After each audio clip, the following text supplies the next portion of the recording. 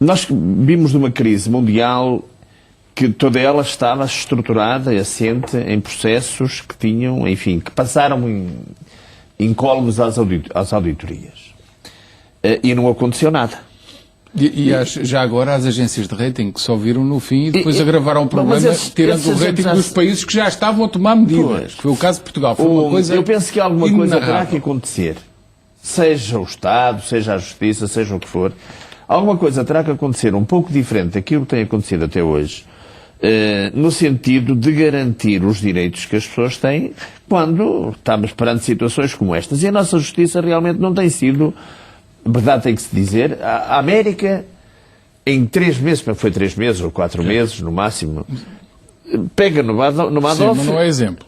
Porque no caso do Lehman Brothers, nenhum foi julgado, nenhum. Mas se é exemplo ou não, o que eu sei é aqueles que lhes confiscaram os bens todos, colocaram na prisão, devolveram às pessoas o dinheiro. Isso era o caso mais fácil. No caso do Lehman, que influencia diretamente o sistema, ninguém tocou. E nós aqui, quantos é que estão presos do BPN? Quantos impostos é que o Zé não pagou... Por as asneiras que eles fizeram? Quantas fortunas não se fizeram e que nós sabemos quem as tem? O Estado foi lá buscar, foi confiscar alguns bens. E por isso, eu estou de acordo consigo. Eu não sei, não me pergunto respostas, que eu não tenho respostas. Eu acho que há profissionais. Penso que isto não tem a ver tanto com os profissionais. Os profissionais são pessoas... ninguém me deu uma procuração para defender aqui os auditores. A minha profissão não é auditor, é contabilista, mas não acredito que as pessoas que entrem nesse tipo de situações, elas mesmas também poderão... O que acho é que os auditores têm que ser independentes. E têm que ser Não podiam haver serviços misturados, porque isto depois dá daquelas cozinhices muito complicadas. Por isso, o que teríamos de ter é um sistema. Auditores que só fazem auditoria e... quem nomeava os auditores para os bancos e estas instituições era a Comissão de Mercado de Valores Mobiliários que recebia o dinheiro para as pagar. Isto é tão fácil. Pode ser uma das soluções, exatamente. Nós já está em déficit de participação, diga. Esta hipótese nós já colocámos várias vezes perante a CMVM no âmbito do Governo das Sociedades, que é a disciplina que estuda, que procura defender os direitos dos acionistas.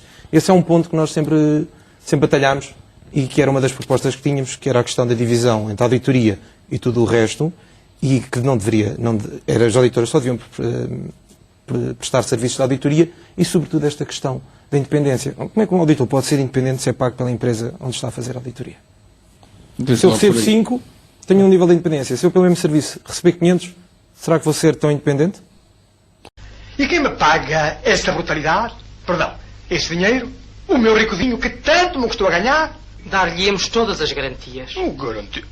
Mas que garantia? A hipoteca da nova casa. A hipoteca? Mas isto é extraordinário. Então o senhor quer hipotecar uma coisa que não existe. Uma auditora fatura 500 mil euros de serviços de auditoria a um banco e fatura 15 milhões de outros serviços. Depois, esse auditor não tem capacidade com os outros sócios de fazer o que é que seja. Isto não pode ser assim. A auditoria tem que ser uma atividade independente e devia, como nós falávamos aqui, devia ser paga pela Comissão de Mercado de Valores Mobiliários, que depois nomeava os auditores para os bancos e outras instituições financeiras. E não seriam os bancos a escolhê-las. Teria que ser com independência. Isso tem uma palavra, promiscuidade. Promiscuidade, conflito de interesses, e o auditor acaba por ter um efeito contrário. Nós confiamos nele, e então acaba por branquear a situação, porque as pessoas confiam e investem. Se não existir um auditor, então as entidades supervisoras são obrigadas a meter as mãos na massa e irem eles para os bancos e fazerem eles os trabalhos de auditoria. Por isso é melhor ou auditores independentes, ou então deixa de haver auditores e as entidades supervisoras, elas próprias vão lá. Portugal Telecom, já há um mês que vinha a levantar depósitos, e que agora se vê que são depósitos que não ficaram no banco mal para responder pelas responsabilidades. Isso é uma das coisas que me podemos levantar a questão até ao final, mas porquê é que foram tirando? Já sabiam ou de alguma coisa? Isto é um país fascinante.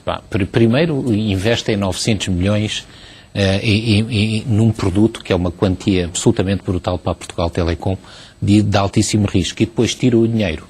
As outras contas. Exatamente. E depois começam a retirar o dinheiro do banco. Parece, não vou dizer, mas parece que realmente tinham mais informação do que a maioria das pessoas para tomarem este tipo de decisão. Porquê? Porque se fosse um depósito normal no banco, aí o risco seria extraordinariamente baixo. A única razão para retirarem de lá o dinheiro seria o risco de falência do banco. Por isso tem que haver uma correlação entre uma coisa e a outra. O que havia de risco da operação da PT era ter tomado o papel comercial, não era ter depósitos bancários num banco que tinha um excelente nome em Portugal. Então, de repente, começa a retirar o dinheiro de lá. Então, e as pessoas que retiraram o dinheiro de lá, retiraram de repente porquê? Não estou a falar de pequenos depositantes, pessoas que entraram em pânico, alguns que fizeram isso. Mas isso foi sobretudo entre a noite de quarta-feira e o final do dia de sexta e o fim de semana é que muita gente retirou porque viu aqueles resultados todos. Mas antes disso, ninguém sabia. Mas antes disso ninguém sabia. Claro. Por isso, como é que houve este comportamento, quer dizer, tão dispar no meio destas coisas? E principalmente há um desequilíbrio entre investir 900 milhões em papel comercial de uma coisa só, e depois retirar o dinheiro das contas, onde não há risco. Então investem em coisas de elevadíssimo risco. E depois tiram o dinheiro de uma coisa que em princípio não tem risco nenhum.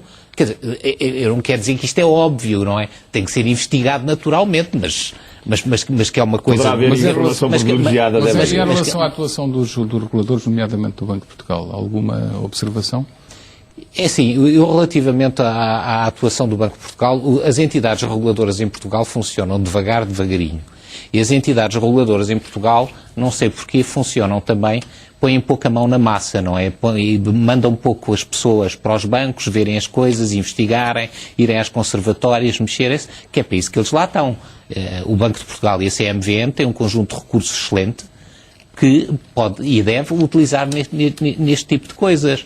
Mas também se limitam muitas vezes, e até há um comunicado da CMVM sobre isso, a dizer que se baseiam apenas sobre a informação dos auditores. As informações dos auditores, nós já sabemos que na maior parte das vezes vimos esta lista toda de bancos que é pouco credível. Por isso, quer dizer... Então, o que está a dizer é que ninguém nos protege verdadeiramente. Pois, mas eu não posso dizer isto, mas eu tenho muito medo da forma como o sistema funciona em Portugal. E sou altissimamente cuidadoso, eu pessoalmente, com essas coisas, não é? Eu até digo uma coisa assim, que isto pode parecer muito básico, mas há muita gente que tem dinheiro em dinheiro, tem medo das coisas. E tem medo do sistema. Tem dinheiro em cash mesmo. Tem dinheiro em cash nos cofres dos bancos. É porque isso não curioso desaparece. E nem imagina quantas são e onde estão colocadas.